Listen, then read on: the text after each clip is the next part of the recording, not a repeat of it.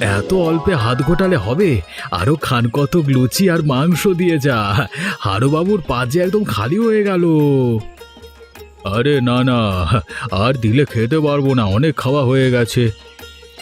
রান্না বান্না সব ঠিকঠাক আছে তো? একদম দারুণ রান্না হয়েছে।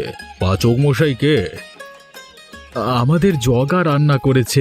আমাদের তো আর তেমন সাধ্য নাই বাইরে থেকে বড় রাঁধুনি আনবো, তাই আমাদের গ্রামের জগা ঠাকুরকে দিয়েই রান্না করিয়েছি। আরে জগার থেকে আবার বাইরের পূজারি কি এমন ভালো রান্না করবে? মাংসের ঝোলটা সেই স্বাদের হয়েছে, পুরো মুখে লেগে থাকবে। আমাদের ৩-৪ গ্রামে কোথাও মাংসের ঝোলের দাওয়াত থাকলে জগারই তো ঢাক পড়ে, তাই এই গরিবের মেয়ের বিয়ের রান্নার দায়িত্ব ওকেই দিয়েছিলাম। ভালোই করেছেন। জগা ছাড়া এত ভালো রান্না আর কেউ করতে পারবে না, এ আমি হলফ করে বলতে পারি। আপনারা খেয়ে খুশি হলেই আমি খুশি। সব আয়োজন তো আপনাদের জন্যই। আপনি বরং বিয়ের দিকটা একটু দেখুন, এদিকে বাকিরা তো আছে, তারা সবাই মিলে সামলে নেবে। হ্যাঁ হ্যাঁ, সে তো দেখতে হবে। তার আগে অতিথি আপ্যায়ন ঠিক মতো করি। আরে মশাই, আপনার অতিথি আপ্যায়নে কোনো ত্রুটি নাই, বুঝলেন? আমরা সবাই আপনার মেয়ের বিয়ের ভোজ খেয়ে খুব খুশি। দুহাত ভরে নবদম্পতিকে আশীর্বাদ করে যাচ্ছি, ওদের আগামী জীবন খুব সুখকর হোক। এটুকু হলেই হবে, আর কিছু চাওয়ার নেই। ছেলে মেয়ে দুটো সুখী যেন হয়। আপনারা নিজেদের বাড়ি মনে করে খাওয়া দাওয়া করুন। আমি ওদিকটা দেখি, বৃষ্টিটাও ঝিরিঝিরি করে পড়ছে। হ্যাঁ হ্যাঁ, তাই যান। বরের গাড়ির শব্দ পেলাম মনে হচ্ছে। আমরা এইদিকে ঠিক খেয়ে নেব, আপনি চিন্তা করবেন না।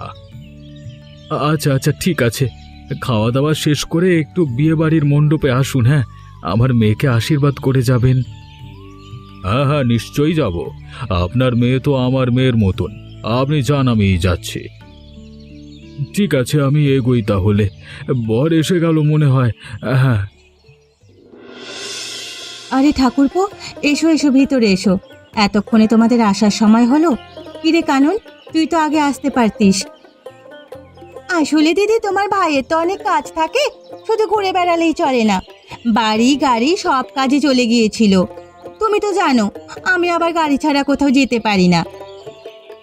এই তো মিনিট 10-এর রাস্তা কানন, চাইলে তো হেঁটেও আসতে পারিস। কি যে বলো দিদি, এত ভারী গয়না পরে আমি রাস্তা দিয়ে হেঁটে আসবো? তাছাড়া আমার তো একটা মান সম্মান আছে নাকি? চলো ঠাকুরপো, চল কানন, পাখির কাছে চল। হ্যাঁ চলো। এসো এসো কাকিমা, ভেতরে এসো। হ্যাঁ হ্যাঁ, আসছি। যা ঘরদোরের অবস্থা তোদের! আমরা তো গরিব মানুষ কাকি, যতটুকু আছে ততটুকু নিয়েই খুশি। থাক থাক, আর বেশি জ্ঞানের কথা বলতে হবে না। এই নেকলেসটা নে, এটা তোর কাকা তোর জন্য এনেছে। এত দামি নেকলেস আমার জন্য? আমাদের টাকা পয়সার অভাব আছে নাকি? ওরকম নেকলেস আমরা অনেক বানাতে পারি। সে হয়তো বানাতে পারো, আমার কাছে এটা অনেক দামি, এটা আমি নিতে পারবো না। কেন নিতে পারবি না কেন? এমন নেকলেস তো মনে হয় কখনো চোখেও দেখিসনি। আমার বাবার যেটুকু আছে সেটুকু দিয়েই আমায় সাজিয়ে দিয়েছে, আর আমি তাতেই খুশি। তোমাদের ওই নেকলেস আমি নিতে পারবো না। কেন নিতে পারবি না সেটা তো বল। এমন একটা দামি নেকলেস দেখলে তো তোর শ্বশুর বাড়ির লোকজন খুশি হবে, তোর বাবা তো আর কখনো দিতে পারবে না। তুমি আমাকে এমনি দুহাত ভরে আশীর্বাদ করো কাকি। যদি তুমি আমার হাতে 1 টাকা দিয়ে আশীর্বাদ করো, তাতেও আমি খুশি। অহংকার মেশানো এই উপহার আমি নিতে পারবো না। বুঝেছি, বাপ মেয়ের তো একই রকমের জেদ, এই জন্যই জীবনে কখনো এগোতে পারলি না। বেশ ঠিক আছে, এটা আমি ঘুরিয়ে নিয়ে যাচ্ছি। হ্যাঁ কাকি, নিয়ে যাও।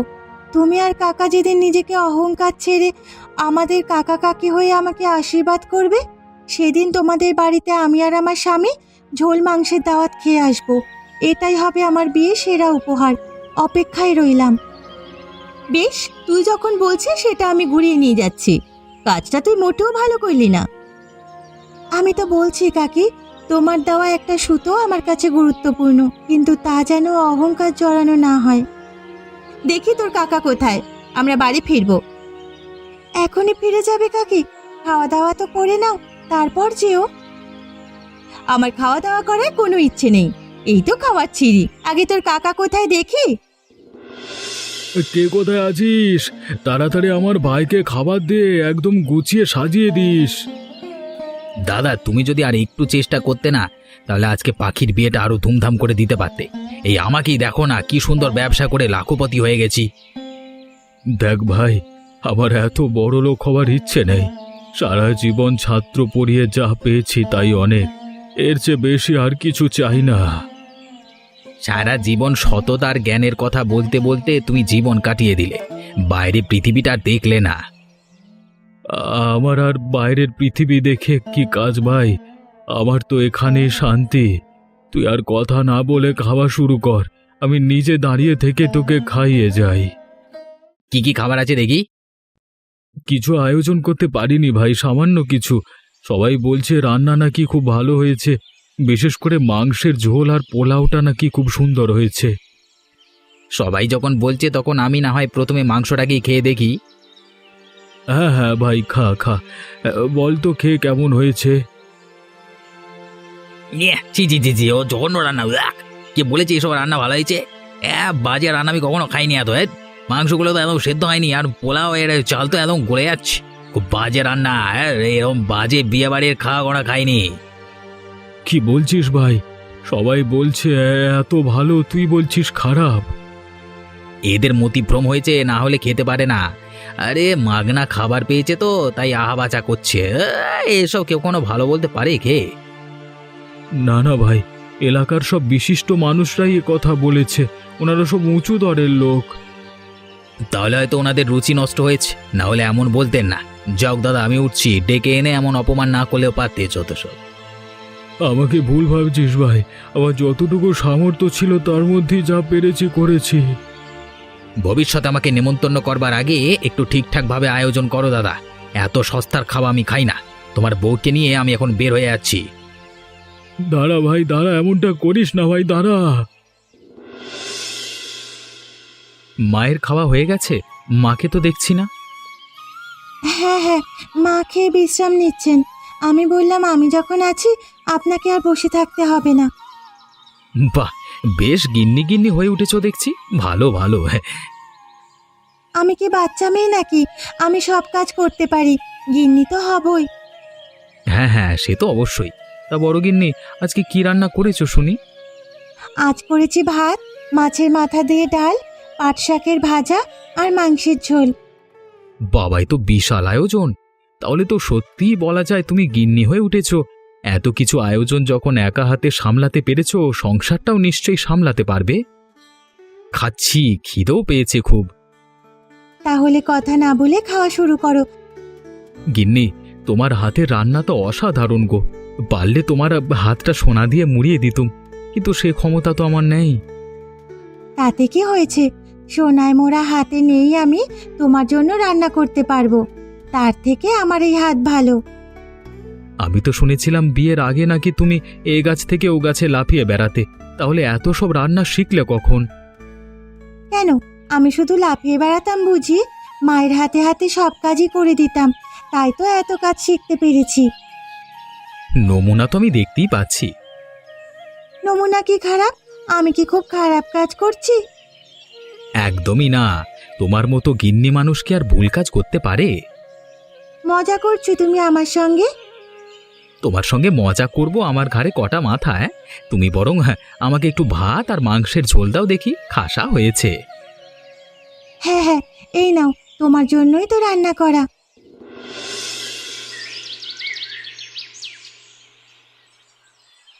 ব্যবহারটা দেখলে তুমি দাদা? সবার সঙ্গে একসঙ্গেই খেতে বসিয়ে দিয়েছিল আমাকে। হ্যাঁ, শুধু তোমায় না হয় খেতে বসেছিল, আমার সঙ্গে কি কম খারাপ ব্যবহার করেছে? তোমার আবার কি হলো? কি করতে বাকি রেখেছে সেটা বলো। একটু সহজ করে বলবে, এত ভূমিকা না করে। তোমার ভাইজি তোমার দেওয়া নেকলেস নেয়নি, বলে কিনা ওটা নাকি আমাদের অহংকারের উপহার। এইটুকু মেয়ে গুরুজনদের কিভাবে সম্মান দিতে হয় জানি না। আমিও ইচ্ছে করে খাবারগুলোকে খারাপ বলে দাদাকে সবার সামনে নিচু করেছি। বেশ করেছো, নিজেদের যখন সামর্থ্য নেই তখন কে বলে আমাদের ডাকতে? ডাকলে কিভাবে আপ্যায়ন করতে হয় সেটাও জানে না। আমাকে কি আর 5টা মানুষের মতো পেয়েছে নাকি? সবার সঙ্গে একই পঙ্গিতে খেতে বসতে যাবো? এই, খেতে পাই না নাকি আমি? হ্যাঁ, দাঁড়াও দাঁড়াও, কিছুদিন যেতে দাও। মাত্র তো মেয়েটার বিয়ে হলো। বুড়ি বুড়ি কোথায় যায় আমিও দেখব। তোমার দাদা বৌদিকে ঘুরে ফিরে আমাদের কাছেই আসতে হবে। সেই অপেক্ষাই করছি।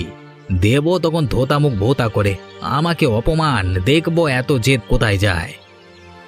এইটুকু মেয়ে, সে নাকি আমার সঙ্গে মুখে মুখে তর্ক করে। দাঁড়াও দাঁড়াও, সব হিসেব তোলা রইল, সময় হোক ঠিক জবাব দেব। এসো এসো বাবা জীবন, খেতে বসো। হ্যাঁ বাবা, সেই সকাল থেকে তোমার শাশুড়ি মা রান্না করে যাচ্ছেন শুধু তোমাকে যত্ন করে খাওয়াবে বলে। শুধু আমি নয় বাবা, তোমার শ্বশুর মশাই সেই সকাল থেকে বাজারে গিয়ে বেছে বেছে মাছ মাংস সবজি সব কিনে এনেছেন। ও এমন কিছু নয় বাবা, আমাদের যা সামর্থ্য তার মধ্যে যতটুকু করতে পেরেছি তাই করেছি। তুমি যদি খুশি হও তাহলে অল্প আয়োজন সার্থক হবে। এটা কি আপনার অল্প আয়োজন বলে মনে হয় বাবা? বিশাল আয়োজন, কত রকমের পদ করেছেন মা। কোথায় আর করতে পারলাম বাবা, তুমি আমাদের একমাত্র মেয়ের জামাই। স্বাদ হয় অনেক কিছু করার, কিন্তু উপায় কই বলো?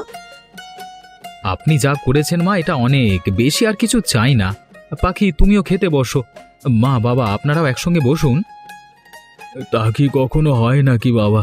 তোমাকে না খাইয়ে আমরা কি খেতে পারি?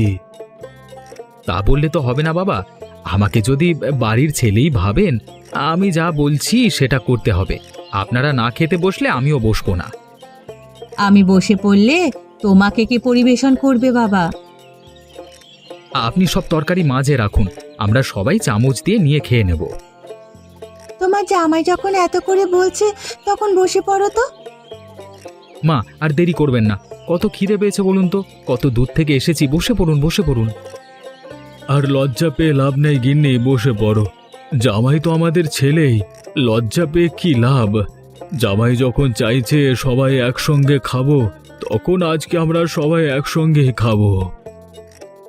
মা, আমার জন্যই মাছের মাথা দিয়ে মুড়ি ঘন্ট করেছেন তো?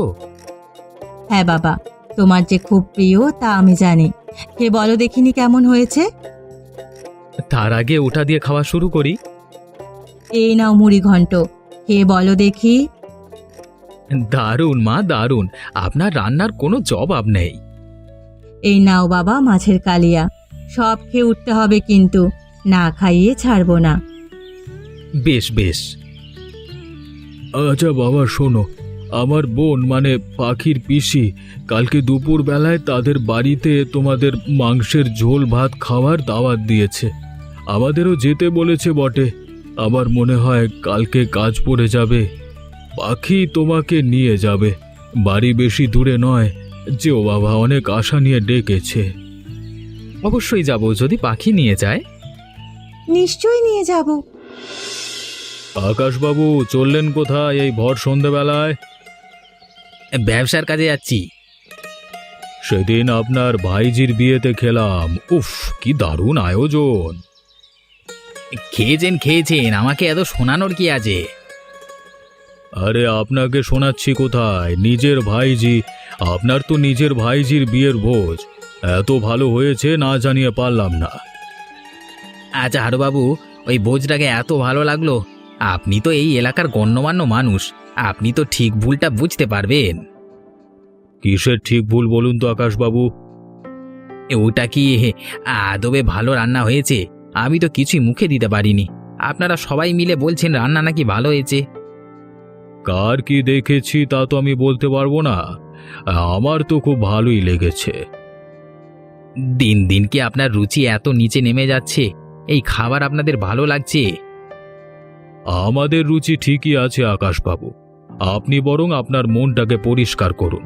টাকা আছে বলে সবকিছুকে নিচু চোখে দেখবেন না। আমাকে এভাবে অপমান করতে পারেন না। আপনি এই এলাকার সম্মানীয় ব্যক্তি বলে আপনি যে যে কাউকে অপমান করবেন, এটা কিন্তু আমি মেনে নেব না। আপনি যদি অন্যকে অপমান করেন আপনাকেও তো অপমানিত হতে হবে, তাই না আকাশবাবু? আপনার সঙ্গে কথা বলাই বেকার, আমার কাজ পড়ে আছে, রাস্তা ছাড়ুন তো। আপনার সঙ্গে এত বকে আমার লাভ নেই। এত অহংকার ভালো নয় আকাশবাবু, বিপদে পড়বেন সেদিন বুঝবেন। সে আমার ব্যাপারে আমি বুঝে নেব, আপনাকে আর কোনো জ্ঞান দিতে হবে না। রাস্তা ছাড়ুন তো, যত সব জোটে আমার কপালে, যত সব।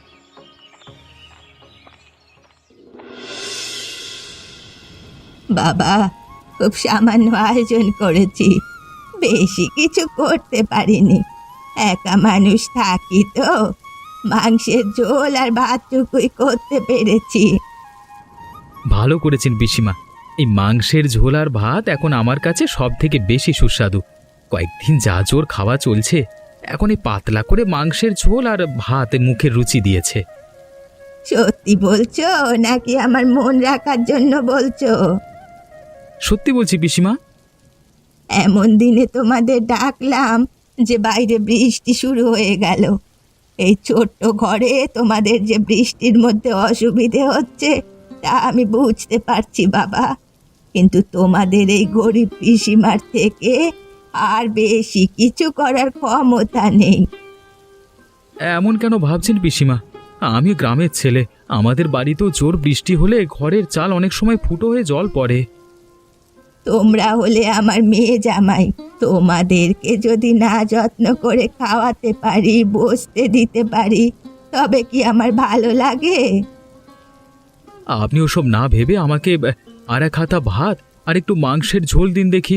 যা সুস্বাদু রান্না হয়েছে, একদমই বৃষ্টির দিনেই দাওয়াত জমে গেছে। খাও খাও বাবা, তোমার জন্যই তো রান্না করা। তুমি খেয়ে খুশি হলে তবেই তো আমার খুশি। পিসিমা, আপনি পুরো আমার মায়ের মতোই রান্না করেন। মায়ের হাতের সেই স্বাদ আবার আপনার রান্নায় পেলাম। খেয়ে দিয়ে এখন একটু বিশ্রাম করো, বৃষ্টিটাও ধরুক, বিকেলে বরং বাড়ি যেও। ঠিক আছে ঠিক আছে, তাই হবে ক্ষণ।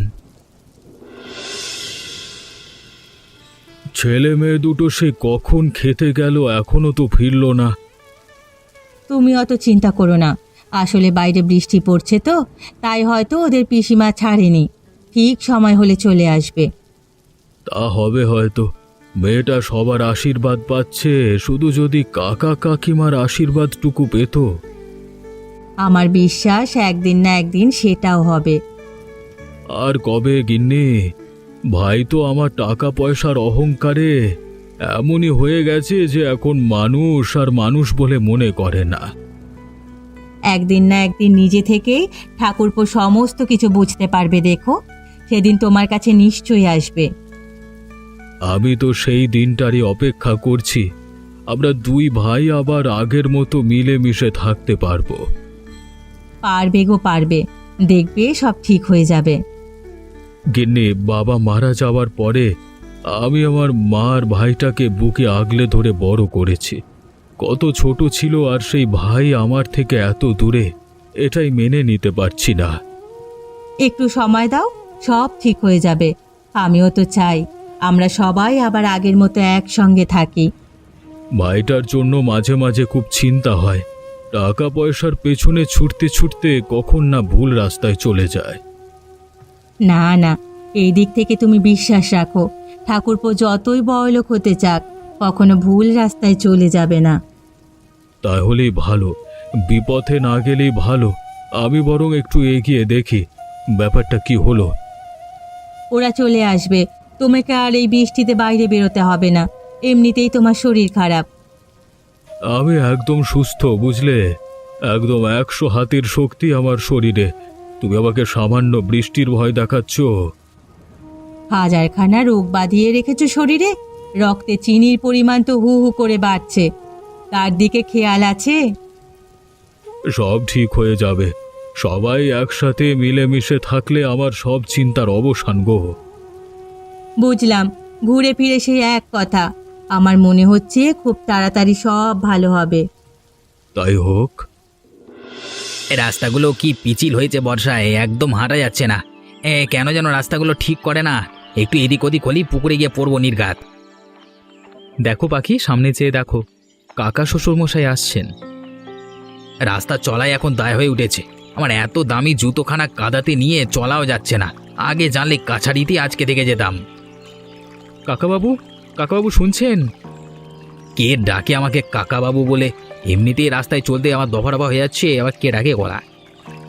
আমি সামনের দিকে আমি আপনার ভাইজির স্বামী, আমি ডাকছি।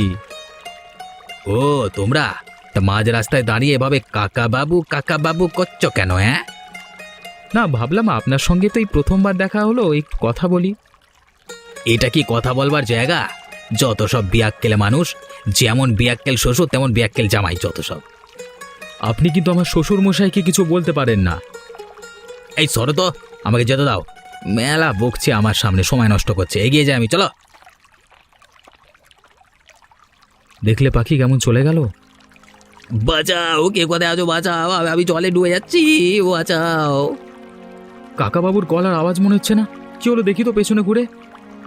উনি তো পা পিছলে মনে হয় পুকুরে পড়ে গেছেন। ওনাকে বাঁচাতে হবে, এখানে দাঁড়াও, ওনাকে তুলে আনছি। উনি মনে হচ্ছে সাঁতার জানেন না। দাঁড়ান কাকাবাবু, আমি আসছি।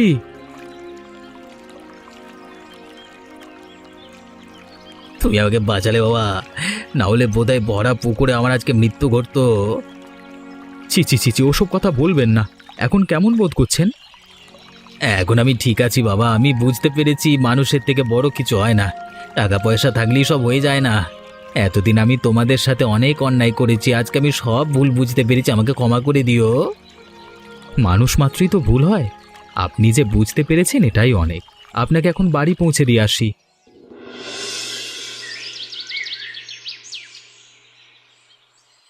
আকাশ, বাড়িতে আছিস আকাশ? হ্যাঁ দাদা, এসো না, এসো ভেতরে এসো। না না, ভেতরে যাব না, তোকে একটা কথা বলতে এসেছিলাম। বলো না, বলো কি বলবে। তবে এইভাবে দাঁড়িয়ে দাঁড়িয়ে যাবে নাকি? ভেতরে একটু বসো, চা মিষ্টি খাও, তারপর না হয় যেও। না রে না, খাওয়ার এখন সময় নেই, আমাকে এখন বাজারে যেতে হবে। সকাল সকাল তোমার এত বাজারে তারা কিসে দাদা? জামাই বাড়ি চলে যাচ্ছে নাকি? না রে না, তারাটা জামাইয়ের জন্য নয়।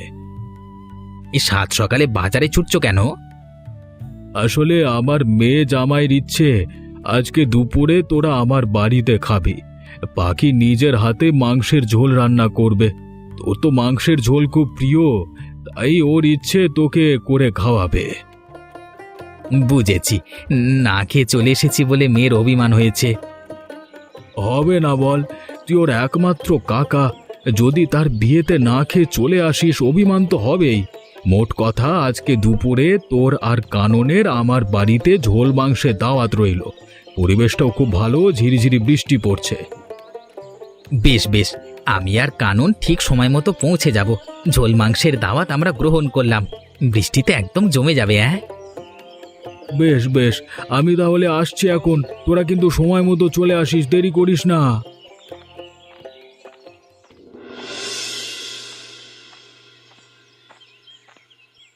ওমা, তোমরা চলে এসেছো? বসো বসো, দাঁড়িয়ে থেকো না, সে কখন থেকে তোমাদের জন্য অপেক্ষা করছি। তোর কাকিমাই তো সেজে গুজে বের হতে গিয়ে দেরি করে ফেললো, আমি এখন কি করি বল দেখি। মোটেও না রে, তোর কাকাই কাজ থেকে ফিরতে দেরি করেছে। তার আগে তুই আমার কাছে আই দেখি, এটা ধর। আচ্ছা, হয়েছে হয়েছে, আর ঝগড়া করতে হবে না, এবার খেতে বসো দেখি। হ্যাঁ হ্যাঁ বসছি, তোর হাতের ঝোল মাংস বলে কথা, একদম জমে যাবে। নাও, এবার বলো দেখি কেমন হয়েছে। হুম, মায়ের হাতের রান্নার কথা মনে পড়ে গেল, একদম দারুণ হয়েছে। অনেকদিন পর এমন মাংসের ঝোল খেলাম, খুব ভালো হয়েছে। জামাই কোথায়? বাড়ির বাকিরাই বা কোথায়? হ্যাঁ, মা শরীরটা ভালো নেই, তাই জোর করে একটু শুইয়ে রেখে এলাম। খাওয়ার পরে দেখা করো। বাবা আর তোমার জামাই খুব জরুরি কাজ পড়ে যাওয়াতে একটু বেরিয়েছে, চলে আসবে। আচ্ছা আচ্ছা তাই বল। ততক্ষণ থেকে কাউকেই যে চোখে পড়ছে না। বৌঠানের আবার কি হলো?